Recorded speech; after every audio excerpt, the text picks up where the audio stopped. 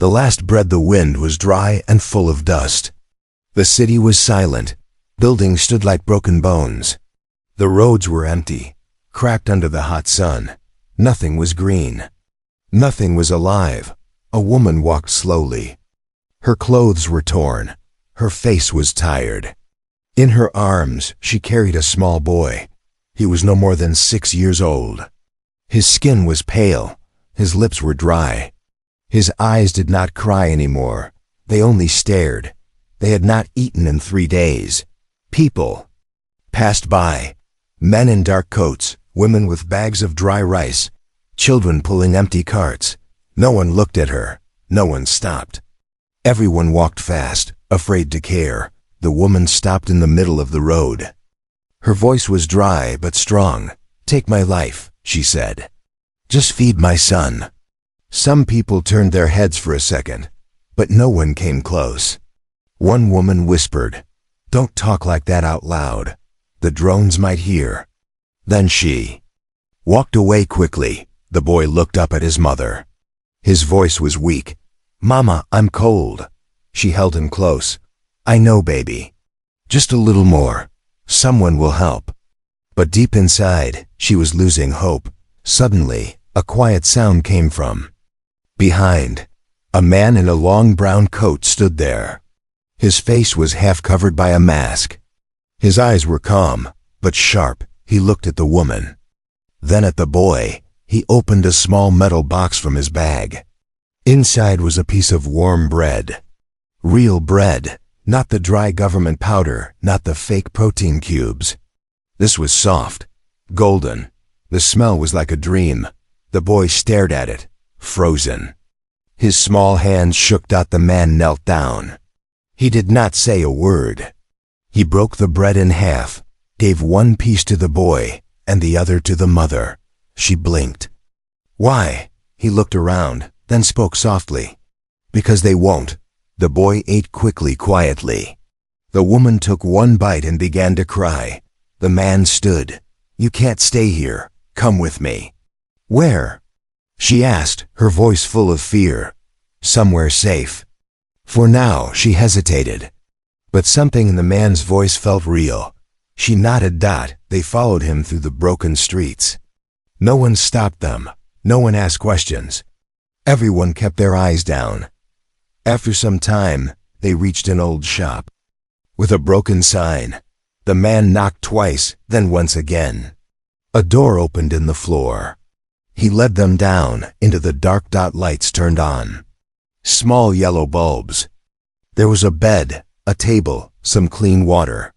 The woman looked around, surprised. It felt warm, almost like a home. "You live here?" she asked. "For now," the man replied. She sat down, her arms still around the boy. He was already asleep. "Who are you?"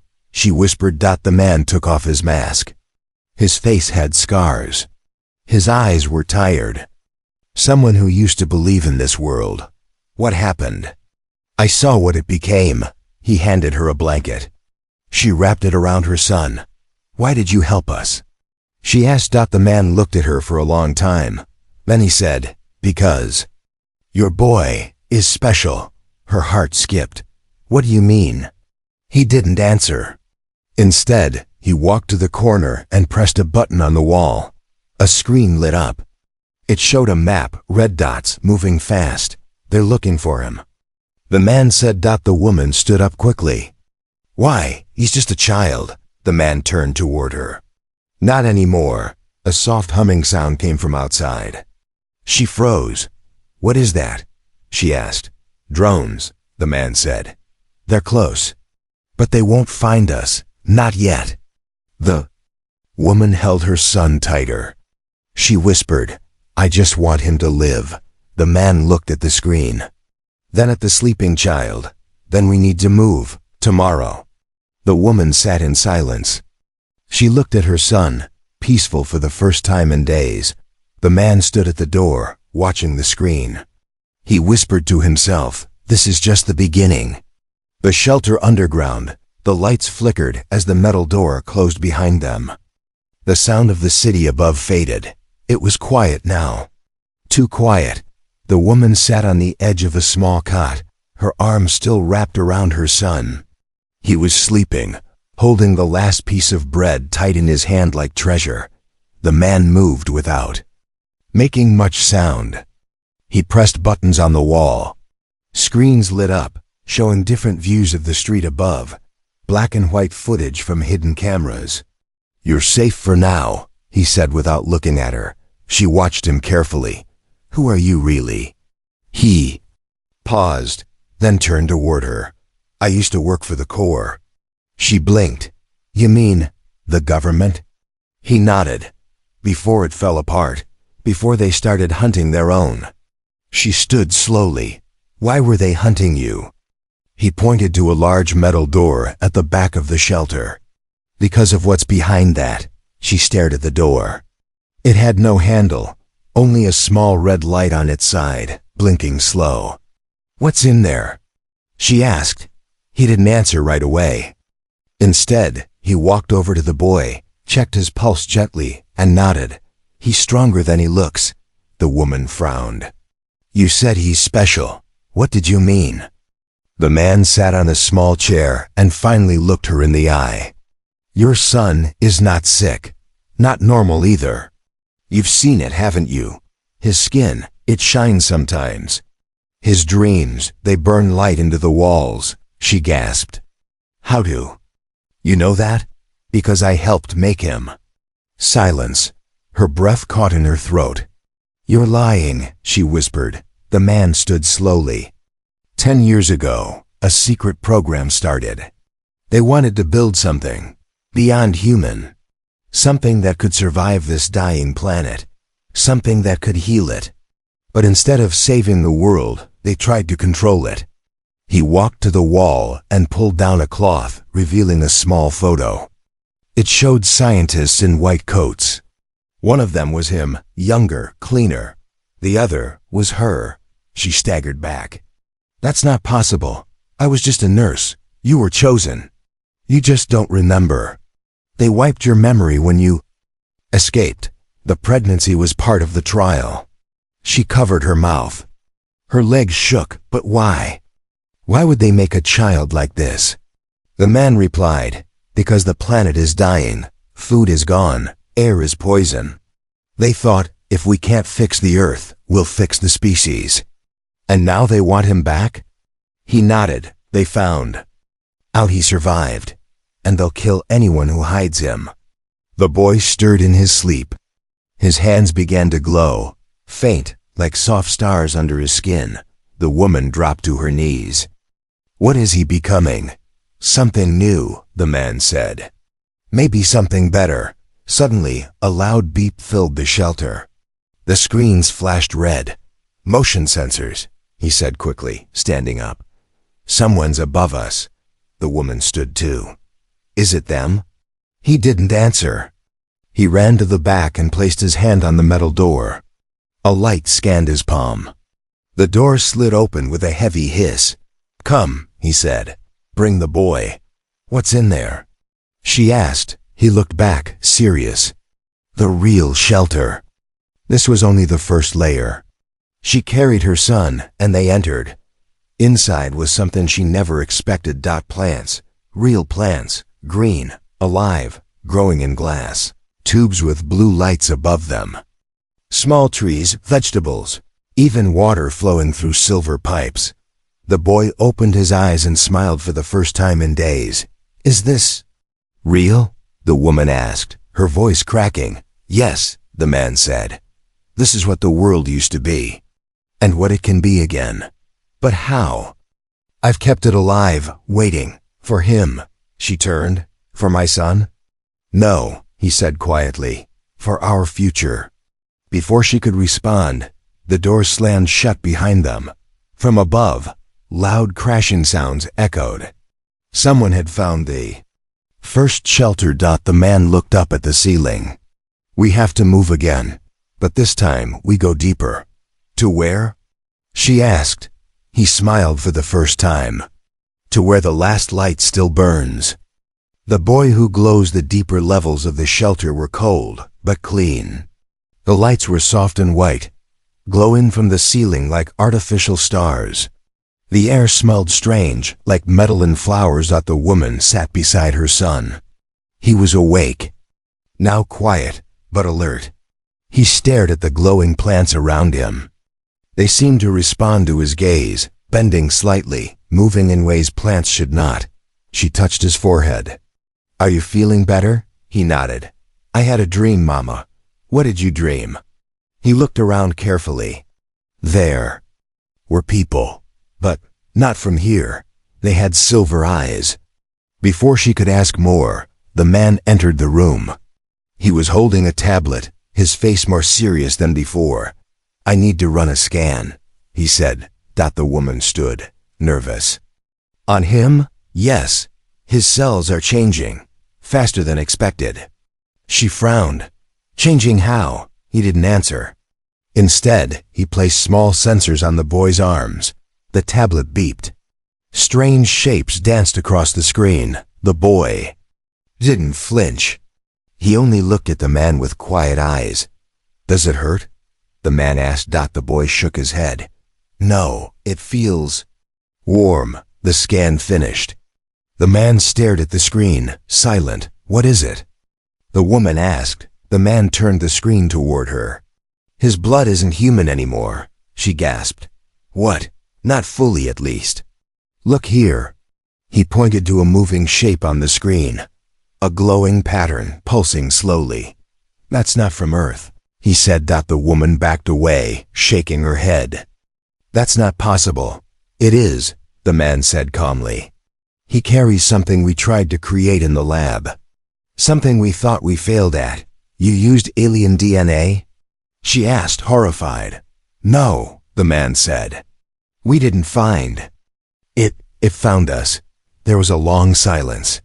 The boy looked down at his hands. Slowly, his fingers began to glow, not just light, but patterns, lines, symbols, like language, but not one anyone had ever seen. The woman stared. "He's never done that before." The man stepped closer. "He's evolving, or maybe remembering." "Remembering what?" she asked. The man sat down. "When the Corps found that alien code in the crashed ship, they didn't understand it, so they didn't translate it. They grew it. They let it live in human cells. Your son is the result." The boy looked up. "I hear them sometimes, in my head." "Who?" his mother asked, alarmed. "The voices from the dream," he said. "They want me to find something. A place. They say it's under the old city." The man stood. "That matches the old map we found." "What map?" she asked. The man walked to a cabinet and pulled out a dusty folder. Inside was a hand-drawn map, a series of tunnels under the ruins of the original human city. "Before the war. There's something buried there," he said. "Something calling to him." Suddenly, the lights flickered, then turned red. The woman stood up. "What is that?" The man grabbed a tablet. "They've breached the outer wall." "Already?" He nodded. "They must have tracked his energy signal. He's glowing now. That light, it calls to them." The boy stood. He didn't look afraid. "I can make them stop." The woman grabbed his arm. "No, you're just a child." But the man watched the boy carefully. "Maybe he's not anymore." Suddenly, a loud crash shook the room. Dust fell from the ceiling. The boy raised his hand. A pulse of light burst from his skin, silent, soft, but strong. The walls stopped shaking. The sound above paused. Like time had held its breath. The woman's mouth fell open. "What did you do?" "I told them to wait," the boy said. Man whispered, "He's communicating." Without words, the boy turned to them. "We don't have much time. They're not the only ones coming." The man stepped forward. "What else is out there?" The boy's voice dropped. "The ones who sent the message. They're not human, but they're watching now." The man and woman exchanged a look. "Then we need to leave," the man said. The boy nodded. "Yes, before they test me again." The woman stared at her son, confused and afraid. "What are you?" The boy didn't answer. He only smiled, a sad, tired smile. Then he said softly, "I think I'm the last light of a dying world." The hunt begins. Darkness covered the old city like a blanket of ash. The sun hadn't touched the ground in years. Thick smoke filled the sky. Machines flew quietly above the ruins, silver drones with red eyes. They didn't sleep. They didn't. Forget underground. The boy stood still. His hand was glowing again. Not bright this time, just soft, like a heartbeat. "They're here," he whispered. The man rushed to a control panel. The screens showed movement. Black-armored soldiers walking through the dust above. Fast, silent, dangerous. "They brought seekers," he said. "Not human, not slow." The woman held her son tightly. "We need to run." "No," the boy said. "We can't go out there," the man agreed. "The path above is blocked. But there's another way, older. Hidden tunnels, we used them before, decades ago." He pulled open a metal floor hatch. Below was a dark, narrow shaft. The woman hesitated. "Are you sure it's safe?" "It's not," he replied. "But it's safer than staying." They climbed down, one by one. The boy went last. As he stepped into the darkness, the glowing plants behind him dimmed, like they were saying goodbye. The tunnel was tight and wet. The walls dripped. Old pipes groaned in the dark. The air smelled like rust and memory. The man led with a dim light strapped to his head. The boy followed, walking without fear. The woman kept looking behind them. "They won't stop," she said softly, "even if we run forever." "They won't need to," the boy answered. "They have help." She stopped. "What do you mean?" He turned to her. "Someone nearby doesn't want us to escape." The man froze. "What are you saying?" The boy didn't reply, but the silence in the tunnel grew heavy. They reached a wide underground chamber, broken machines, old wires, a map on the wall drawn in chalk. It was a hiding place, a safe zone from the old war. The man began checking supplies. The boy sat down and closed his eyes. His body glowed faintly again. The woman walked to the edge of the chamber. There was something familiar here. A symbol drawn on the wall, a circle with lines crossing it. "I've seen this before," she said. The man looked up. "Where?" "In my dreams," she replied. "Or maybe in the lab." The boy opened his eyes. "It's a mark of the first ones who knew the truth." "What truth?" the woman asked, but before he could answer, the ground shook. Not a bomb, not a drone, a signal. The screens lit up again. A message flashed. "We see you. The code is inside." The man stared at the words, then at the boy. "They're not just tracking him," he said. "They're connected to him." The boy nodded slowly. "They built the signal into me. I'm the map. And the key." A silence fell again, until a voice came from the tunnel behind them. "Then we should finish the mission." They turned sharply. A fourth person stood in the shadows, someone they had seen before. It was Elias, a man the woman had trusted long ago. Another survivor. She thought he was dead. He stepped forward, calm, holding a rifle.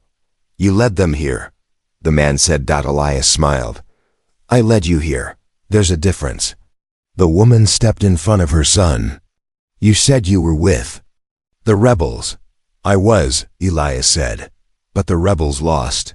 The Corps offered something better, safety. And control." "You sold us out," the man growled. "I didn't sell you," Elias replied. "I sold the boy." Before anyone could move, the boy raised his hand, and the chamber lit up. Not just with light, but symbols. Glowing shapes poured across the walls, moving like waves. The floor trembled. Elias froze. His gun lowered slightly. "What is this?" he whispered. The boy stepped forward, his eyes glowing now, not human, not afraid. "I am not yours to sell," he said. Then a burst of light pushed outward, silent, but powerful. Elias was thrown back against the wall.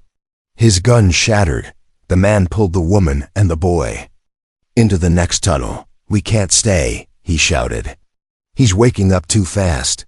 The woman ran beside him, heart racing. "Where do we go now?" The boy answered for them. "To the old city, beneath it. That's where the message is strongest." "And what's waiting there?" The man asked. The boy didn't turn around. He just said one word: them. Betrayal and fire. The tunnel opened into silence. The trio moved quickly now, the woman, the boy, and the man. Behind them, Elias was gone, either dead or left behind in the smoke. But the betrayal lingered in the woman's chest like a wound that refused to close. The boy hadn't spoken in an hour. He walked ahead of them now, his step steady, glowing symbols slowly fading from his arms like cooling embers. The man looked at him and whispered, "He's changing again." The woman nodded. "And I'm starting to wonder, into what?" The tunnels grew older the deeper they went, smooth stone turning into cracked bricks, wires into roots. They passed rusted bones of machines, half buried in dust. The air grew warmer. The boy's glow began to return. They reached a sealed door. The boy stopped. "It's here," he said softly. The man wiped the dust off a control panel. "Locked, old tech, pre-war." "It won't open with machines," the boy said. He stepped forward, placed his hand on the door, and it melted. Not broned, not broken, just vanished. Behind it was a hidden chamber, ancient, stone walls, marked with more of those strange alien patterns. The boy walked in like he had been there before. "How do you know this place?" the man asked. "I don't," the boy replied. "But something inside me does."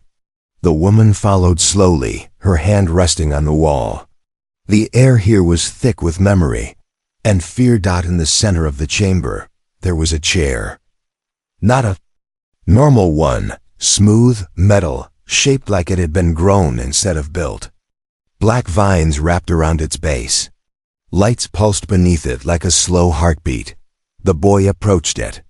The lights quickened. The man stepped in front of him. "Wait, we don't know what that is." "It's not for you," the boy said gently. He touched the chair, and the room came alive. Walls lit up, pulsing with color. A hologram rose from the ground, stars, planets, strange symbols rotating in the air. The boy fell to his knees, holding his head. "Too loud," he whispered. "Too fast." The woman ran to him, but before she could reach him, she heard a sound, a voice, her own, from the walls. "Subject stable. DN emerging successful. Memory will be cleared before transfer." She froze. "What?" Another voice echoed, the man's. "She won't remember. She's just the carrier. The boy is all we need." She turned to him, trembling. "That's your voice." The man looked pale. "No, that's not. That recording is old. Out of context. You lied to me," she said. "You knew all along what he was. I didn't know he'd survive. I didn't know he'd feel." The boy stood slowly, his eyes full of light. "You used her." The man stepped back. "I was part of something bigger. I left when I realized they didn't want to save the world. They wanted to replace it." The woman's face twisted. "And what about me? You said I was chosen. But I was just a lab rat." "You were more than that," the man said softly. "You ran. You protected him. You did what none of us could." The boy's hands began to glow again, brighter now. The vines around the chair cracked and curled. Heat filled the room. "Stop," the woman said to her son. "You don't need to burn everything." But his voice echoed, deeper now, like something else was speaking with him. "He lied. He broke the code. He must pay." The man dropped to his knees. "I was wrong. I know that now, but please, don't become what they made you to be." The light flared. The walls cracked. The woman stepped between them. "Listen to me," she said to her son. "You are not a weapon. You are not a tool. You are my son." The light dimmed. The boy blinked. His hands stopped glowing. The silence returned. Then the vines retracted. The chair shut down. The stars above faded. The man exhaled slowly. You stopped it. The boy looked down. I didn't want to, but she did. He pointed to his mother. Her voice was louder than the others. The woman knelt, took his hands, and kissed them. Never forget who you are, she whispered, even if they try to rewrite you. Suddenly, a loud clang echoed from the far tunnel. The man stood. They're coming. Again? The woman asked. No, the man said, not the core. Then, a strange sound followed, like music made of whispers. The boy turned slowly. His voice was steady. They're here, he said. The ones who sent the signal. The secret within the sound wasn't just noise. It was language. It echoed through the tunnels like wind speaking in a dream, soft, low, and ancient. Not made for human ears. Not designed for human minds. The boy tilted his head. They're not angry, he said. They're curious. The woman pulled him closer. Curious about what? The boy blinked, slowly. About me. The walls of the ancient chamber began to change. They shifted, not like machines or metal, but like skin. The stone peeled back. Hidden layers unfolded, revealing the smooth black surface beneath. Covered in glowing veins, the man stepped forward, stunned. This isn't a lab. This is a ship, the boy nodded.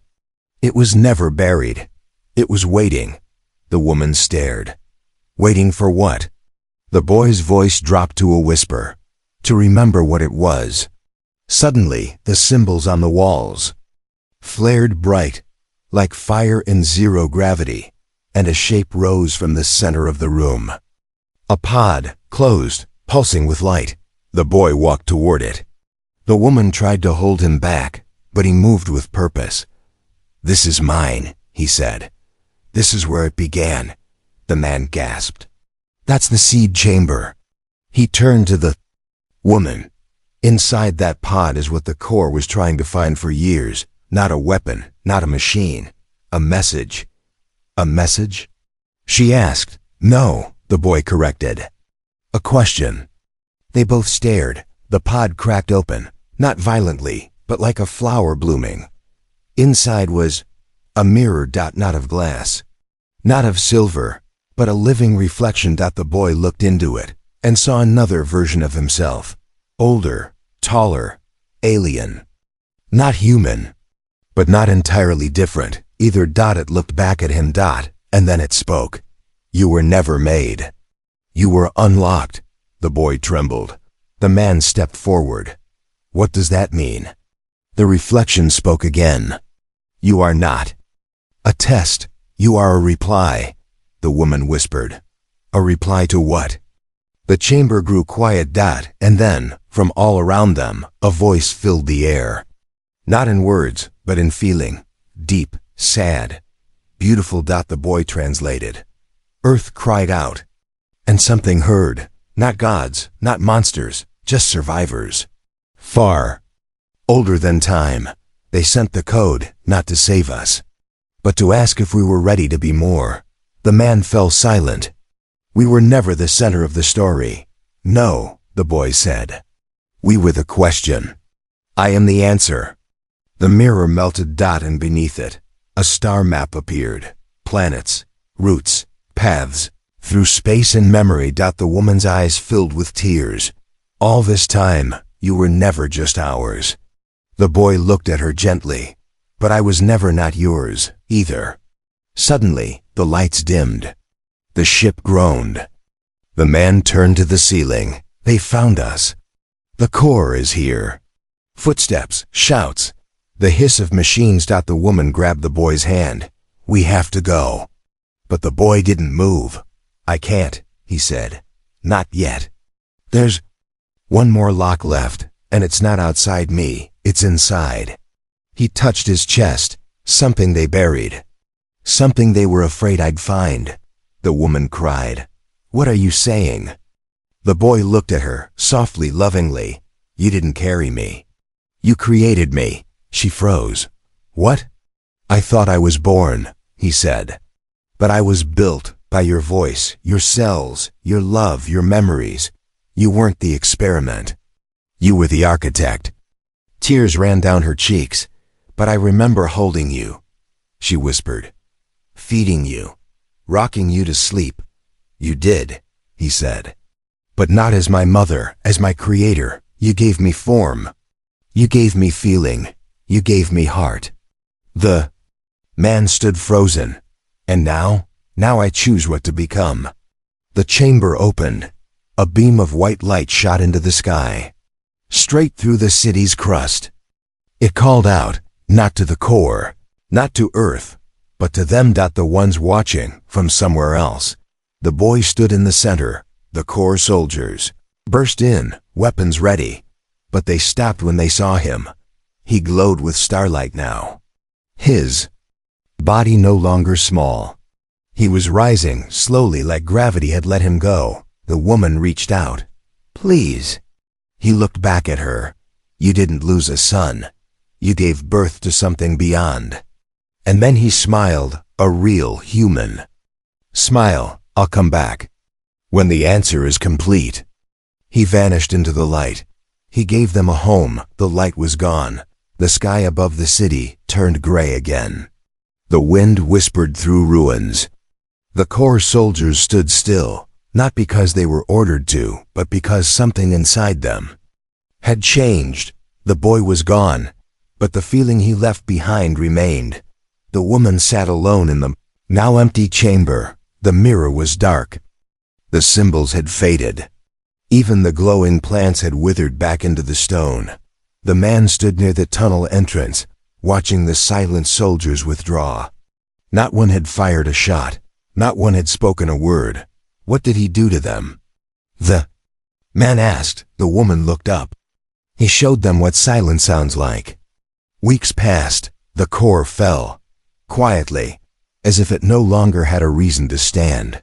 The survivors came out of hiding. The underground shelters were opened. People stepped into the broken sunlight with cautious hope.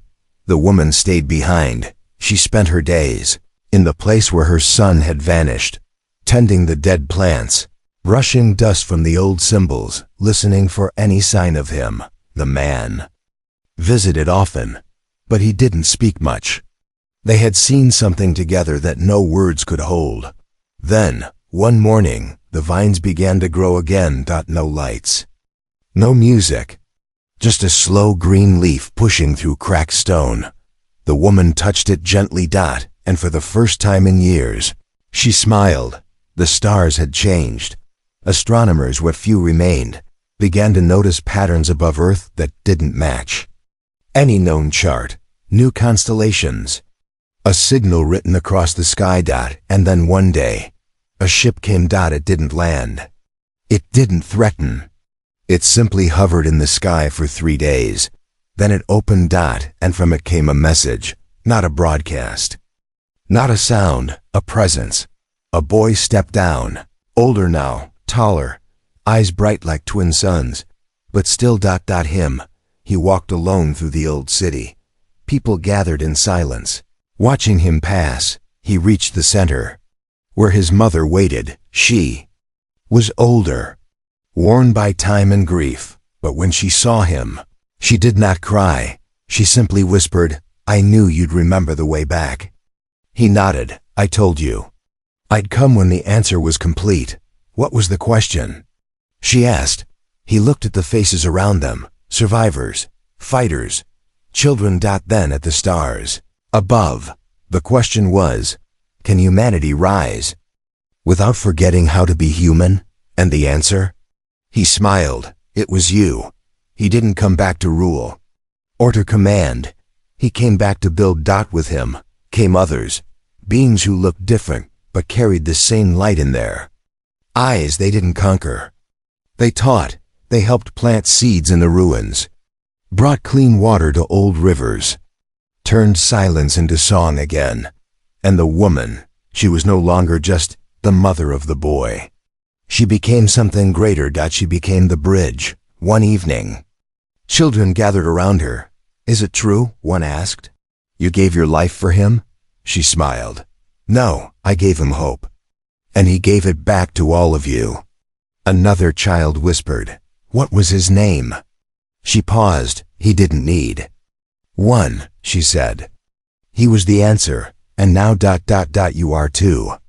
And so Earth lived again, not because it was saved by gods, but because one boy, created by fear, chose love instead of power, because one mother, forgotten by history, remembered what it meant to care. And because one man guilty of mistakes found the courage to help rebuild, the world changed. Not with war, but with a home.